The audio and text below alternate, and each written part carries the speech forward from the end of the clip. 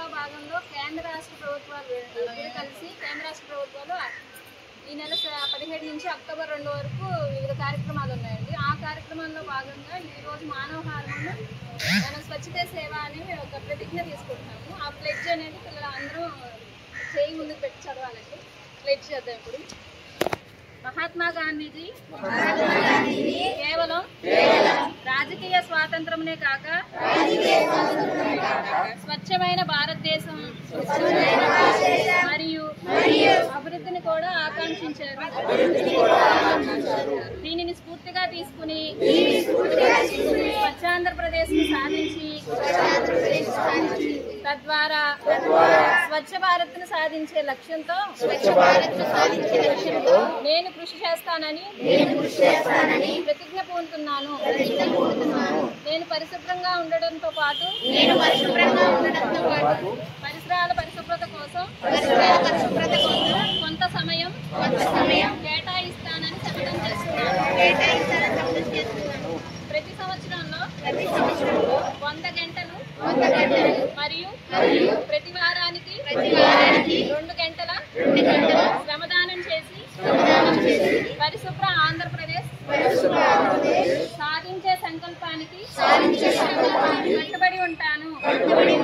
నేను పరిసరాలను అశుభ్రపరచను మరియు వేరే వారిని అశుభ్రం చేయనివ్వను. అందరికంటే ముందు నేను నా కుటుంబాన్ని, నా పరిసరాలను, నా కార్యాలయాన్ని పరిశుభ్రంగా ఉంచుతాను.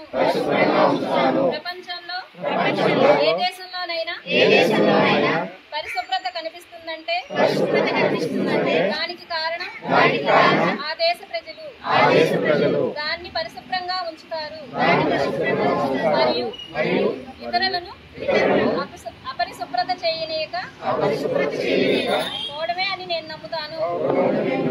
ఈ విషయంలో నేను వీధి వీధికి మరియు గ్రామ గ్రామానికి స్వచ్ఛాంధ్ర మిషన్ తద్వారా స్వచ్ఛ భారత్ మిషన్ కోసం ప్రచారం చేస్తాను.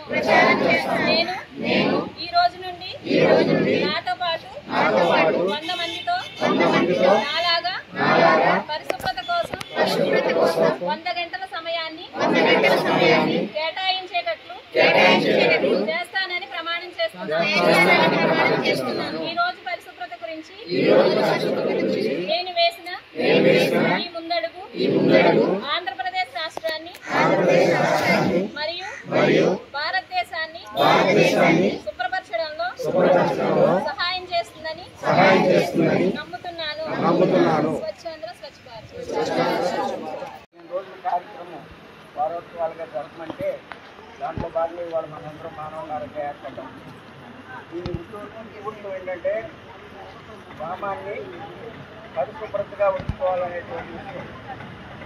మరి గతంలో నేను సర్పంచ్గా ఉండగా కూడా 2016లో ఇక్కడ మనం చేసినటువంటి ఈ ప్రోగ్రామ్స్ వల్ల మరి కేంద్ర ప్రభుత్వం ఐడెంటిఫై చేసి రాష్ట్రం నుంచి ఒక సర్పంచ్ ప్రధాని మోడీ గారు మీటింగ్కి కాన్ఫరెన్స్ డెలిగేట్గా వెళ్ళాల్సింటే ఆ డెలిగేట్ అవకాశం రాష్ట్ర ప్రభుత్వం నాకు ఇచ్చి నేను ఢిల్లీ కూడా అయితే 2 రోజులు ఉండి రావడం జరిగింది.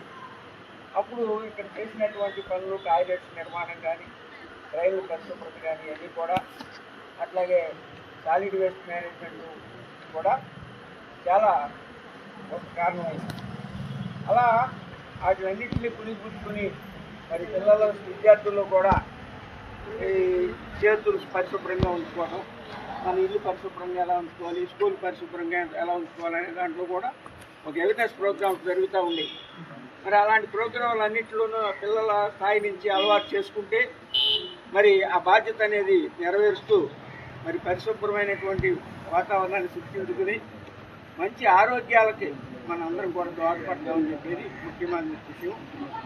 మరి మీకు ఉన్నటువంటి స్థానిక ప్రజాప్రతినిధులు కూడా దానికి సంబంధించిన బాధ్యతల్లో ముందుంటే ప్రజలు కూడా అడుగు వేస్తారని చెప్పి నమ్మేవాళ్ళు నేను ఒకరిని. మరి ఆ ప్రకారంగా కాస్త సరైనటువంటి అడుగులు వేసుకుని మరి స్వచ్ఛ భారత్ వైపుగా మనందరం కూడా ప్రయాణం చేయాలని చెప్పి సెలవు.